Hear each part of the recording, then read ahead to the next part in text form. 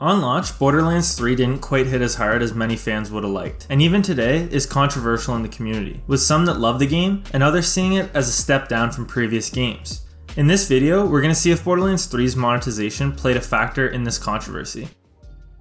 Borderlands 3 is a co-op looter shooter and had big shoes to fill, being the follow-up to the smash hit Borderlands 2. Borderlands 3 is a full-price game that only has its gameplay impacted by monetization in a relatively minor way. There are various bonuses for buying more expensive versions of the game, the season pass, and pre-ordering. Most of these bonuses are packs of items that are purely cosmetic, but there are, however, a few pieces of equipment you can only get from these packs, including a few weapons, grenades, and a shield. Fortunately though for players, these items are just a drop in the bucket when compared to the millions of items you can find in-game. So missing these items isn't going to ruin your experience by any means, but it is pretty annoying for a full price game. Otherwise though, the base game isn't impacted by monetization in any other way. Borderlands 3 however also has several DLC packs that were all released post-launch and are all additive to the base game, and not required to enjoy it.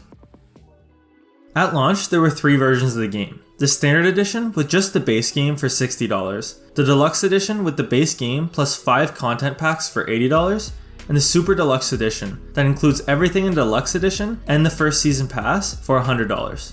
The Deluxe Edition is $20 more than the Standard Edition, and so is a little bit pricier than a normal Deluxe Edition at the time, as you normally expect them to just be $10 more than the Standard Edition. As for the Super Deluxe Edition, it ends up being $40 more than the Standard Edition, but since the only major difference from the other versions is that it includes the Season Pass that would cost you $50 on its own, this version just essentially gives you the option to buy the Season Pass at a $10 discount.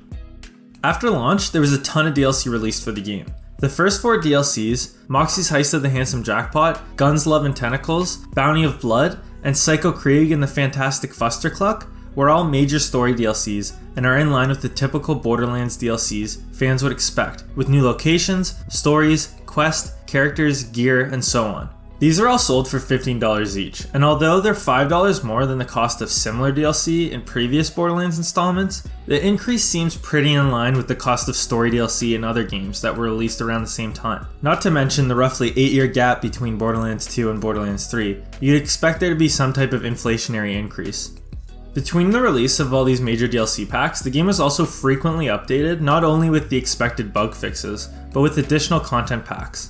Some of the highlights are the Bloody Harvest, Broken Hearts Day, and Revenge of the Cartels events that all added new weapons and activities to the game, and specifically the Revenge of the Cartels event added several new bosses and a brand new location. Many fans would even consider the Cartels event comparable to Headhunter packs from Borderlands 2 that were each sold for $2.99.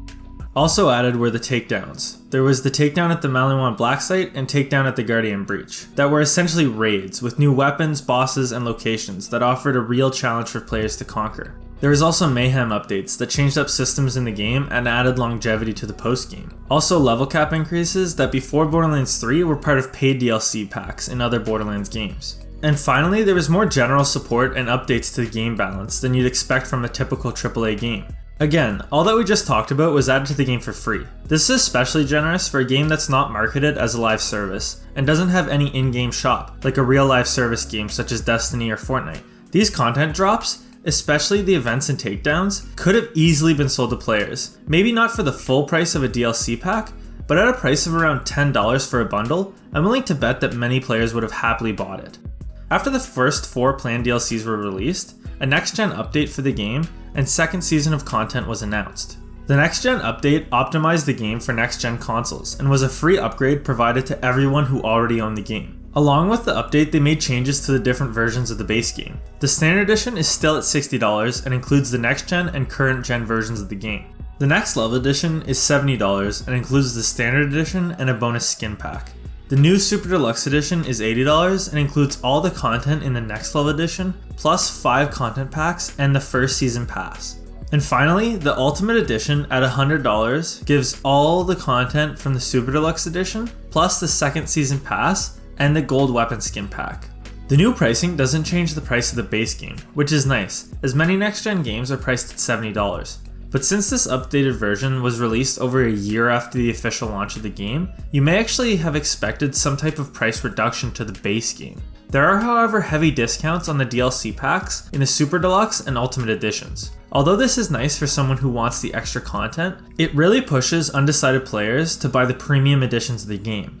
For example, the Ultimate Edition is $40 extra from the base version, and will net you all the additional content available for the game. Whereas if you buy the base version and later decide to buy Season Pass 1 and 2, you'll be looking at least another $70, and you'd still be missing some of the content packs in the game. Now in terms of the second season of content, there were 2 DLC packs released. These were both far more controversial than the first season of DLC. Before we jump into the second season of DLC, it's worth noting that these really seem to be marketed towards the game's biggest fans, being called the Director's and Designer's Cut, and mostly featuring content that was cut from the base game and was revamped for these DLCs. So it's hard to expect the same quality we got in the first 4 major DLC packs. However, with that said, since they decided to charge the same price as the other DLC, I believe it should be held to the same standard. First was the Designer's Cut. The main draw of this DLC was Arms Race, which was a brand new game mode, and 4 new skill trees, 1 for each playable character. The new game mode received some flack from the community, the main issue being that it's a complete shakeup of the Borderlands formula that has you competing in a battle royale style mode. It was a real toss-up for fans, where some people really loved the mode and some hated it. It's been well summarized that if you like Borderlands for the gunplay, you'll probably enjoy Arms Race, but if you're in it for the story or making crazy builds, you're not going to have as good a time. The new skill trees were relatively well received and gave players new ways to play and reasons to replay previous content, but it's nowhere near equivalent to a new character that you'd see in other Borderlands games, as you're missing the new model, new playstyle, voice lines, and so on that really shake up the game.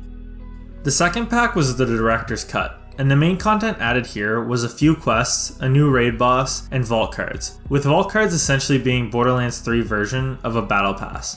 Along with that, there was some behind the scenes content added. All these individually feel like minor additions to the game, with nothing really jumping out as a must-have or any major content. Both the DLC packs and the second season of content suffer from the same problem, and that's that in terms of content provided, they're very clearly not on par with the first season, and instead feel like most of the content added here is more on par with the free add-ons we talked about earlier. Namely, the takedowns and cartels feel like they're adding more to the game than what we get here. That's not to say that they should be adding all this content to the game for free, but to charge the price of a full story DLC seems like a stretch.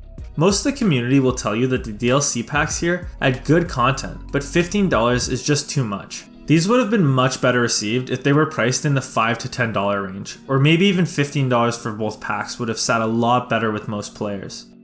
One last thing to mention here for this section is the content packs and skins that are sold separately. The minor content packs we talked about before, along with the season pass bonus character skins, are available to be purchased completely separately. The content packs are $4.99 each and either provide some cosmetics or in-game items. These were all likely pulled from the base game to be used as bonuses, and $4.99 is a stretch for something that was either free as a pre-order bonus or likely pulled from the base game to make the deluxe version more appealing. The character skins added after the next level update are also fairly pricey at $10 each. These skins are what you'd see in a game like Fortnite that's free to play. The only things keeping me from calling these skin prices straight out egregious is that Borderlands 3 has provided a decent amount of content, resembling some sort of live service, and that these skins are also available for free as part of the season passes, so most people aren't going to be buying these on their own. One quick thing to mention though is that if you bought skins that come with the second season pass individually, you'd be paying more money than the cost of the actual pass just for the skins. Some of the tactics and strategies used in Borderlands 3 are as follows. First is that they very likely pulled content from the base game, like cosmetics and weapons, to use as pre-order bonuses and bonuses for premium editions of the game. As we saw before, these are definitely not game ruining, but it is frustrating to not have access to them, and to see them used as a way to get you to spend extra money or commit to a pre-order sucks. On the topic of pre-orders, in general pre-order bonuses suck because they use FOMO to get you to commit to buying a game before you do your due diligence and watch reviews to see if the game's worth your time. This also goes for the season pass that gives bonuses and nice discounts on the post-launch content, but again, makes you commit to buying all the DLC before it's released. Although relatively minor, there's ads on the title screen that advertise the additional content and different games you can buy in the Borderlands series. These are relatively minor, but can be annoying. The map markers to start the paid DLC are in the game even if you don't own the DLC, and are even bigger on the map than regular quest markers. This can make people feel like they're missing out on core content if they don't buy the DLC.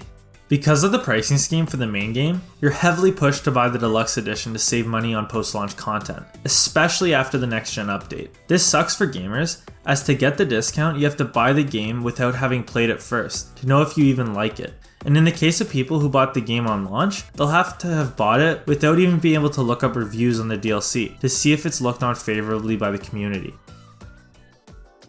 In terms of monetization's impact on gameplay, only very minor items have been paywalled. This only has a small impact on gameplay, but is still disappointing for a full price game, and makes Borderlands 3 fall in the same bucket as most AAA games released. Therefore, I rate this section a 7.5 out of 10. Overall, Borderlands 3's pricing is pretty standard when it comes to the base game and first season of DLC. The free content would be bumping this section up substantially, especially because there's no catch for it, like a battle pass or in-game shop. But because of the overpriced second season of content, I unfortunately can't rate this section any higher than an 8 out of 10, even with the generous amount of free content, especially for a AAA game. None of the tactics here are especially game ruining, but you do get a lot of the typical stuff you'll see in AAA games. One thing that is particularly annoying, however, is the pricing schemes that try to upsell you to a more expensive version of the game. But nothing here is overly egregious, just disappointing for a full price, non-live service game. Therefore, this section gets a 6.5 out of 10. Overall, in terms of monetization, Borderlands 3 is a relatively standard AAA game. It's almost exceptional with the generous free content they give, but is dragged down by the noticeable amount of tactics and poor pricing on the second season of DLC. Overall, Borderlands 3 gets a 7.3 out of 10. Borderlands 3 didn't finish strong with the second season of DLC, but was that a one-time mistake, or is it a sign of things to come? Find out in the video on screen right now.